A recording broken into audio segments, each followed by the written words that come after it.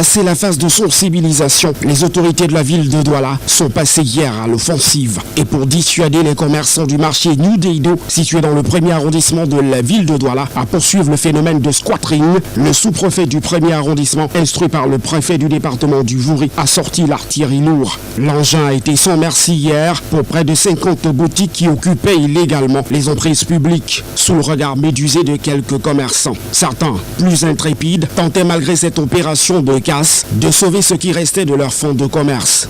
Vous savez que le marché New Deido était devenu un haut lieu du désordre urbain dans la ville de Douala. C'est la deuxième fois que nous revenons ici d'ailleurs.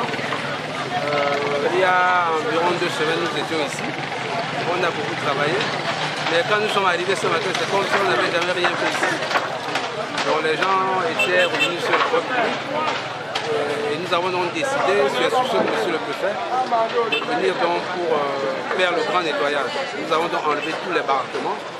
Nous avons libéré les entrées du marché, de manière à ce qu'il y ait un parking désormais.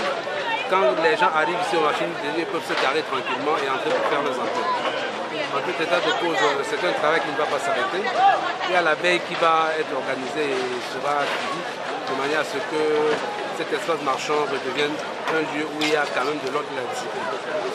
Une opération de casse qui est pourtant mal perçue par les commerçants du marché New Deido, qui explique s'acquitter des frais de propriété journalière à raison de 100 francs CFA par personne.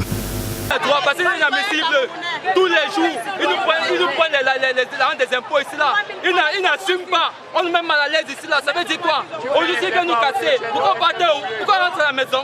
Monsieur père d'enfant. Monsieur jeune, monsieur père d'enfant. C'est quel système ça? Ils veulent nous prendre pour qui? Nous sommes qui ici là?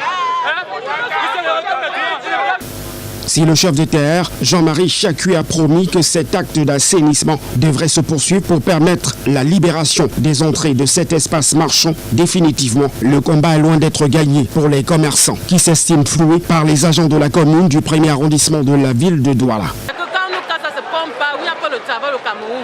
S'ils peuvent casser et construire le marché, nous donner une place où on va travailler, c'est bon. On ne peut pas nous envoyer dans la rue comme ça là. C'est tout ce que je peux dire. Mais apparemment, il y a des comptoirs vides dans le marché.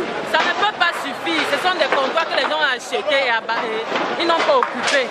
Maintenant, les vrais propriétaires vont passer. Il n'y a pas les comptoirs vides dans le marché, c'est le mensonge. Il n'y a pas les comptoirs vides. Rappelons qu'en 2017, un budget de 6 milliards de francs CFA avait pourtant été voté pour la construction d'un nouvel édifice du marché Deido, avec un apport sur fonds propres de la communauté urbaine de Douala évalué à 600 millions de francs CFA. Un prêt du FECOM de l'ordre de 4,5 milliards de francs CFA. L'édifice peine pourtant à sortir des fonds baptismaux, l'occasion faisant le larron. C'est désormais sur les espaces publics que certains des commerçants ont trouvé des lieux d'achalandage.